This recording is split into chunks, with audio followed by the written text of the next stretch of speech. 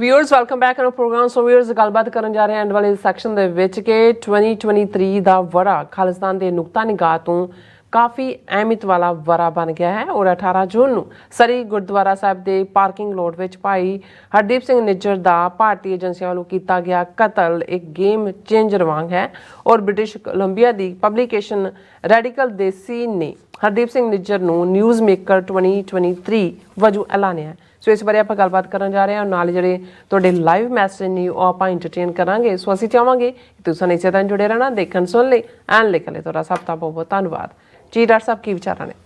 ਦੇਖੋ, ਜਦੋਂ ਅਸੀਂ ਇਸ ਮੁਲਕ ਦੇ ਵਿੱਚ ਇਸ ਸੁਸਾਇਟੀ ਦੇ ਵਿੱਚ ਰਹਿੰਦੇ ਹਾਂ, ਵੈਸਟਰਨ ਸੁਸਾਇਟੀ ਜਾਂ ਨਾਰਥ ਅਮਰੀਕਾ, ਸੋ ਜ਼ਾਹਰ ਹੈ ਕਿ ਇੱਥੇ ਜਿਹੜੀ ਸਮੇਂ ਦੀ ਵੰਡ ਹੈ ਉਹ ਜਦੋਂ ਸਾਲ ਮੁੱਕਦਾ ਹੈ ਅਤੇ ਉਹਦੇ 'ਚ ਵੀ ਹੁੰਦਾ ਹੈ ਕਿ ਵੀ ਮੈਨ ਆਫ ਦਾ ਈਅਰ ਕੌਣ ਹੈ। ਜਦੋਂ ਸੈਂਚਰੀ ਮੁੱਕੀ, ਨਵਾਂ ਮਿਲੇਨੀਅਮ ਆਇਆ, ਉਦੋਂ ਵੀ ਚਰਚਾ ਹੁੰਦੀ ਹੈ।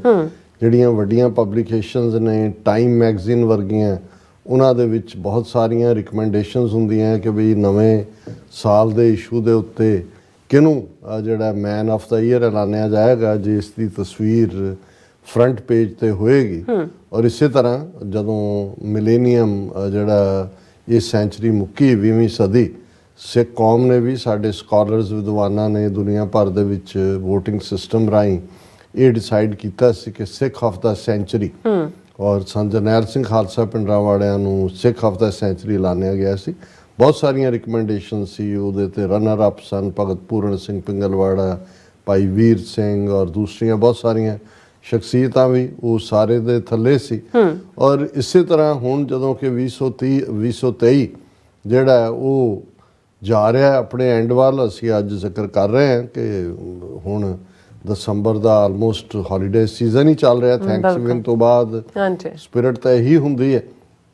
ਅਤੇ ਇਹ ਜਿਹੜਾ ਖਾਸ ਤੌਰ 'ਤੇ ਸਾਡੇ ਵੀਰ ਗੁਰਪ੍ਰੀਤ ਸਿੰਘ ਜਿਹੜੇ ਬੜੇ ਪਾਵਰਫੁਲ ਜਰਨਲਿਸਟ ਨੇ, ਬੜੀ ਹਿੰਮਤ ਦੇ ਨਾਲ ਜੋ ਕੁਝ ਭਾਰਤ ਦੇ ਵਿੱਚ ਵਾਪਰਦਾ ਉਹ ਹਿੰਦੂ ਤਵੀਆਂ ਦਾ ਹੋਏ ਜਾਂ ਉਸ ਤੋਂ ਪਹਿਲਾਂ ਜਿਹੜਾ ਵੀ ਉਹਨਾਂ ਨੂੰ, ਉਹ ਇੱਕ ਇੰਡੀਪੈਂਡੈਂਟ ਮਾਈਂਡਡ ਜਰਨਲਿਸਟ ਨੇ, ਜਿਹੜਾ ਉਹਨਾਂ ਨੂੰ ਲੱਗਦਾ ਹੈ ਕਿ ਵੀ ਠੀਕ ਨਹੀਂ ਹੈ, ਉਹ ਦਲੇਰੀ ਨਾਲ ਗੱਲ ਕਰਦੇ ਨੇ।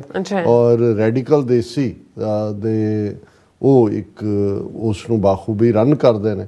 ਸੋ ਉਹਨਾਂ ਨੇ ਆਲਰੇਡੀ ਜਿਹੜਾ ਇਸ ਹਾਲਾਂ ਬਹੁਤ ਸਾਰੀ ਇਹ ਪ੍ਰੋਸੈਸ ਤਾਂ ਜਿਹੜੀ ਐਲਾਨਣ ਦੀ ਹੁੰਦੀ ਹੈ ਈਅਰ ਦਾ ਕੌਣ ਹੈ, ਉਹ ਜਾ ਕੇ 3rd 4th ਵੀਕ 'ਚ ਹੁੰਦੀ ਹੈ।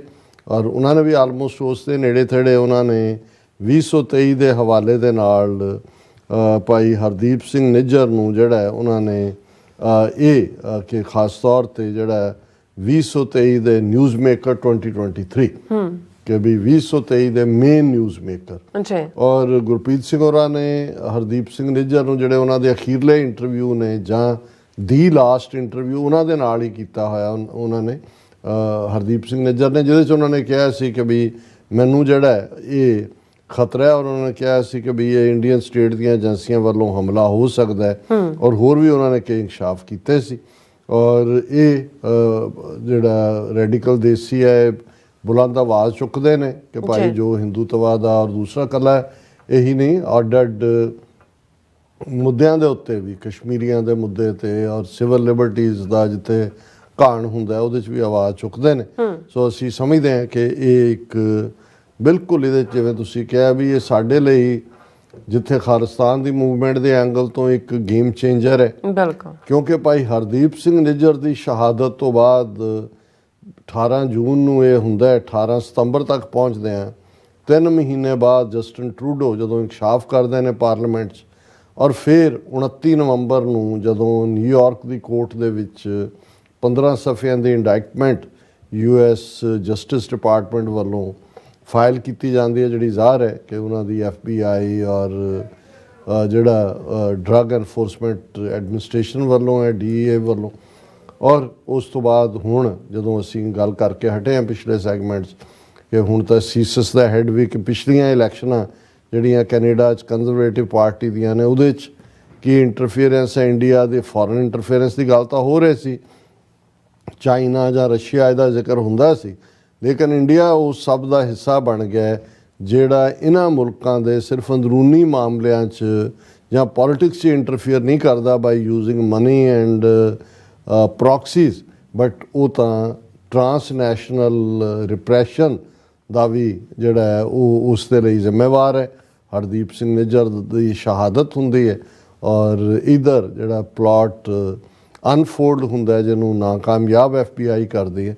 ਔਰ ਇਹ ਕੋਈ ਸ਼ੱਕ ਨਹੀਂ ਹੈ ਕਿ ਇੱਕ ਮੈਂ ਤਾਂ ਉਹਨਾਂ ਦਿਨਾਂ 'ਚ ਜਦੋਂ ਉਹਨਾਂ ਦੀ ਸ਼ਹਾਦਤ ਹੋਈ ਔਰ ਜਿਸ ਕਿਸਮ ਦੀ ਉਸ 'ਚੋਂ ਫਿਰ ਜਿਹੜੀ ਹੈ ਵਿਚਾਰ ਚਰਚਾ ਨਿਕਲੀ ਖਾਲਿਸਤਾਨ ਦੇ ਮੁੱਦੇ 'ਤੇ, ਦੁਨੀਆ ਭਰ ਦੇ ਮੀਡੀਆ ਨੇ ਉਸ ਨੂੰ ਕਿਵੇਂ ਦੇਖਿਆ ਔਰ ਉਹ ਸਾਰੇ ਦੇ ਨਾਲ ਈਵਨ ਫਿਰ ਭਾਈ ਅਵਤਾਰ ਸਿੰਘ ਖੰਡਾ ਦੀ ਜਿਹੜੀ 3 ਦਿਨ ਪਹਿਲਾਂ ਮੌਤ ਸੀ ਉਹਦੇ 'ਤੇ ਵੀ ਸਵਾਲੀਆ ਨਿਸ਼ਾਨ ਲੱਗਿਆ। ਪਰਮਜੀਤ ਸਿੰਘ ਪੰਜਵੜ ਦਾ ਵੀ ਜ਼ਿਕਰ ਹੋਇਆ, ਮਈ ਮਹੀਨੇ 9 ਜਾਂ 10 ਮਈ ਨੂੰ ਉਹਨਾਂ ਨੂੰ ਲਾਹੌਰ 'ਚ ਮਾਰਿਆ ਗਿਆ ਸੀ।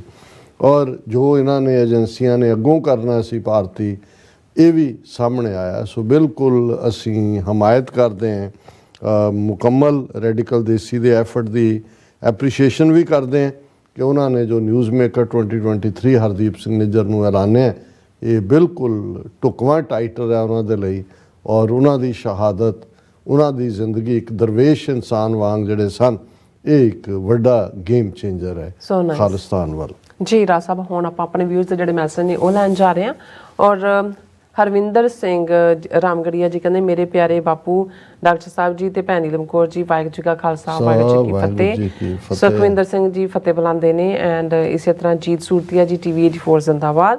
ਡਾਕਟਰ ਪਰਮਜੀਤ ਸਿੰਘ ਸਮਰਾ ਜੀ ਕਹਿੰਦੇ ਨੇ ਵਾਹਿਗੁਰੂ ਜੀ ਕਾ ਖਾਲਸਾ ਵਾਹਿਗੁਰੂ ਜੀ ਕੀ ਫਤਿਹ। ਔਰ 13 ਦਸੰਬਰ 2023 ਨੂੰ ਪਾਰਲੀਮੈਂਟ ਦਾ ਘਟਨਾਕ੍ਰਮ 2 ਨੌਜਵਾਨਾਂ ਵੱਲੋਂ ਕੀਤਾ ਗਿਆ ਤੇ ਮੋਦੀ ਸਰਕਾਰ ਵੱਲੋਂ ਕਰਵਾਇਆ ਗਿਆ ਸਿੱਖ ਕੌਮ ਨੂੰ ਬਦਨਾਮ ਕਰਨ ਦਾ ਇੱਕ ਨਾਟਕ ਹੈ। ਔਰ ਤਰਲੋਚਨ ਸਿੰਘ ਜੀ ਖਾਲਸਾ ਜ਼ਿੰਦਾਬਾਦ ਕਹਿੰਦੇ ਨੇ। ਸੁਖਜਿੰਦਰ ਜੱਸਰ ਜੀ ਕਹਿੰਦੇ ਨੇ ਏਕ ਓਂਕਾਰ ਵਾਹਿਗੁਰੂ ਜੀ ਕੀ ਫਤਿਹ, ਬੰਦੀ ਸਿੰਘਾਂ ਨੂੰ ਰਿਹਾ ਕਰੋ, ਖਾਲਸਾਨ ਜ਼ਿੰਦਾਬਾਦ, ਜਥੇਦਾਰ ਜਗਤਾਰ ਸਿੰਘ ਹਵਾਰਾ ਜ਼ਿੰਦਾਬਾਦ ਕਹਿੰਦੇ ਨੇ। ਐਂਡ ਵਿਮੀ ਕੌਰ ਜੀ ਹੋਰਾਂ ਦਾ ਆਪਾਂ ਬਹੁਤ ਬਹੁਤ ਸ਼ੁਕਰੀਆ ਅਦਾ ਕਰਦੇ ਹਾਂ। ਔਰ ਜਸਵੀਰ ਸਿੰਘ ਗਰੇਵਾਲ ਜੀ ਫਤਿਹ ਬੁਲਾਉਂਦੇ ਨੇ। ਇਸੇ ਤਰ੍ਹਾਂ ਸੋਨੂ ਜੱਜ ਜੀ, ਆਪ ਦੋਵਾਂ ਨੂੰ ਸਤਿ ਸ਼੍ਰੀ ਅਕਾਲ, ਅਕਾਲ ਪੁਰਖ ਆਪ ਜੀ ਨੂੰ ਚੜ੍ਹਦੀ ਕਲਾ 'ਚ ਰੱਖੇ, ਲਵ ਫਰੋਮ ਕੁਵੈਤ ਤੋਂ ਸਾਨੂੰ ਉਹਨਾਂ ਨੇ ਲਿਖਿਆ।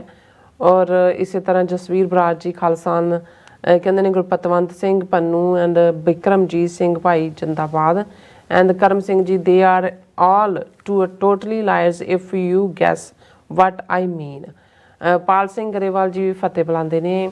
ਔਰ ਜਤਿੰਦਰ ਸਿੰਘ ਜੀ ਵੀ ਸਾਨੂੰ ਫਤਿਹ ਬੁਲਾਉਂਦੇ ਨੇ। ਜਸਵੀਰ ਬਰਾੜ ਜੀ ਵੀ ਐਂਡ ਗੁਰਦੇਵ ਸਿੰਘ ਜੀ ਵੀ ਸਾਨੂੰ ਫਤਿਹ ਬੁਲਾਉਂਦੇ ਨੇ। ਐਂਡ ਸਿੰਘੋ ਜੀ ਵੀ ਖਾਲਸਾ ਜ਼ਿੰਦਾਬਾਦ ਕਹਿੰਦੇ ਨੇ। ਐਂਡ ਆਗਾ ਗੁਲ ਕਹਿੰਦੇ my prayers for both of you are more than millions। ਬਹੁਤ ਬਹੁਤ ਸ਼ੁਕਰੀਆ ਆਗਾ ਗੁਲ। ਹਾਂਜੀ, ਫਿਰ ਉਹਨਾਂ ਦਾ ਮੈਸੇਜ ਪਹਿਲਾਂ ਹੀ ਹੈਗਾ, ਕਹਿੰਦੇ ਵਾਹਿਗੁਰੂ ਜੀ ਕਾ ਖਾਲਸਾ ਵਾਹਿਗੁਰੂ ਜੀ ਕੀ ਫਤਿਹ, you both are soldiers of truth, congrats from me and Pakistan love always, Khalsa zindabad, Pakistan zindabad, Ameen, summa Ameen, love you all too। ਬਹੁਤ ਸ਼ੁਕਰੀਆ। ਹਾਂਜੀ, ਫਿਰ ਨਿਹੰਗ ਸਿੰਘ ਜੀ ਕਹਿੰਦੇ ਪ੍ਰਕਾਸ਼ ਪਹਿਰਾ and his family are responsible for whole ਕੋਈ ਸ਼ੱਕ ਨਹੀਂ ਇਸ ਬੰਦੇ ਨੇ, ਬਾਦਲ ਐਂਡ ਇਸ ਟੱਬਰ ਨੇ, ਕੋੜਮੇ ਨੇ ਜਿੰਨਾ ਨੁਕਸਾਨ ਕੀਤਾ ਹੈ, ਬਿਲਕੁਲ ਕੋਈ ਸਿੱਖ ਇਤਿਹਾਸ ਦਾ ਇੰਨਾ ਕਿਰਦਾਰ ਐਸਾ ਨਹੀਂ ਹੈ ਜਿਹਨੇ ਇੰਨਾ ਨੁਕਸਾਨ ਸਿੱਖ ਸੰਸਥਾਵਾਂ ਦਾ ਜਿਹੜਾ ਬੇੜਾ ਗਰਕ ਕੀਤਾ ਹੋਇਆ। ਬਿਲਕੁਲ। ਮੈਂ ਗੁਰਦੁਆਰਾ ਕੀਰਤਨ ਵਾਲੇ ਕਹਿੰਦੇ ਨੇ ਕਿ ਮੇਰੇ ਖਿਆਲ ਵਿੱਚ ਹੁਣ ਸੁਖਵੀਰ ਨੇ ਨੂੰ ਇਹ ਕਹਿ ਦੇਣਾ ਚਾਹੀਦਾ ਕਿ ਸਿੱਖ ਮੁੱਦੇ ਕਦੀ ਨਹੀਂ ਛੱਡਾਂਗਾ, ਬੇਸ਼ੱਕ ਮੈਨੂੰ ਕੋਈ ਵੋਟ ਪਾਵੇ ਜਾਂ ਨਾ ਪਾਵੇ। ਨਹੀਂ, ਇਹ ਤੁਸੀਂ ਜਿਹੜੇ ਤਰਨਤਾਰਨ ਕੋੜੇ, ਅੰਮ੍ਰਿਤਸਰ ਵੀ ਕੋੜੇ, ਇਹਨਾਂ ਤੋਂ ਤੁਸੀਂ ਕੀ ਐਕਸਪੈਕਟ ਕਰਦੇ? ਸਤਨਾਮ ਸਿੰਘ ਜੀ ਫਤਿਹ ਖਾਲਸਾ ਜ਼ਿੰਦਾਬਾਦ ਕਹਿੰਦੇ ਨੇ। ਪ੍ਰਸ਼ਾਨ ਸਿੰਘ ਸਾਨੂੰ ਫਤਿਹ ਬੁਲਾਉਂਦੇ ਨੇ। ਮੇਰਾ ਖਿਆਲ ਹੈ ਮੈਂ ਘੜੀ ਵੱਲ ਵੀ ਦੇਖ ਰਿਹਾ ਹਾਂ, ਅਸੀਂ ਫੇਸਬੁੱਕ ਤੇ ਵੀਰ ਭੁਪਿੰਦਰ ਸਿੰਘ, ਰਣਜੋਤ ਸਿੰਘ, ਅਰਜਨ ਸਿੰਘ, ਉਹਨਾਂ ਨੇ ਖਾਲਿਸਤਾਨ ਜ਼ਿੰਦਾਬਾਦ ਫਤਿਹ ਅਰਜ਼ ਕੀਤੀ। ਗੁਰਦੀਪ ਸਿੰਘ ਲਿਖਦੇ ਨੇ ਆਪ ਹੀ ਜੱਜ, ਆਪ ਹੀ ਵਕੀਲ, ਆਪ ਹੀ ਦੋਸ਼ੀ, ਕੀ ਹੋਣੇ ਮਗਰਮੱਛ ਦੇ ਹੰਝੂ ਨਹੀਂ ਤਾਂ ਹੋਰ ਕੀ ਹੈ। ਖਾਲਸਾ ਪੰਥ ਨੂੰ ਦੁਬਾਰਾ ਧੋਖਾ ਦੇਣ ਦੀ ਤਿਆਰੀ, ਇਹ ਸੁਖਬੀਰ ਬਾਦਲ ਦੀ ਨੋਟੰਕੀ ਤੇ ਉਹਨੇ ਲਿਖਿਆ।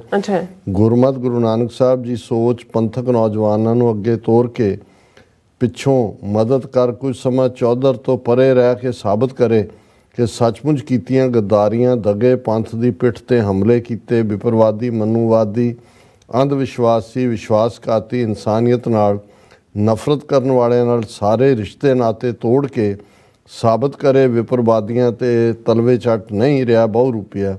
ਮਗਰਮੱਛ ਦੇ ਹੰਝੂ ਮੁਆਫੀ ਮੰਗ ਲੈਣਾ ਪਾਵਰ ਵਿੱਚ ਆਉਣ ਤੋਂ ਬਾਅਦ ਕੌਣ ਤੇ ਕਿਹੜਾ ਖਾਲਸਾ ਪੰਥ।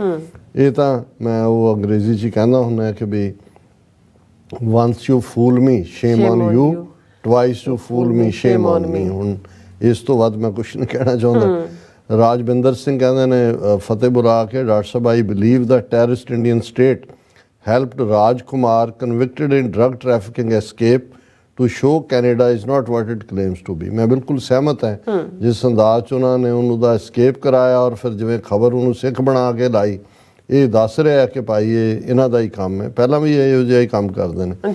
ਸੋਹਣ ਸਿੰਘ ਮਾਲ, ਪ੍ਰਦੀਪ ਸਿੰਘ ਫਤਿਹ, ਵੀਰ ਕਿਰਪਾਲ ਸਿੰਘ ਚੀਮਾ ਜੀ ਦੀਆਂ 2 ਲਿਖਤਾਂ ਨੇ, ਪਰ ਮੈਂ ਇੱਕ ਸਾਂਝੀ ਕਰਾਂਗਾ, ਆਜ਼ਾਦੀ ਜਾਂ ਗੁਲਾਮੀ।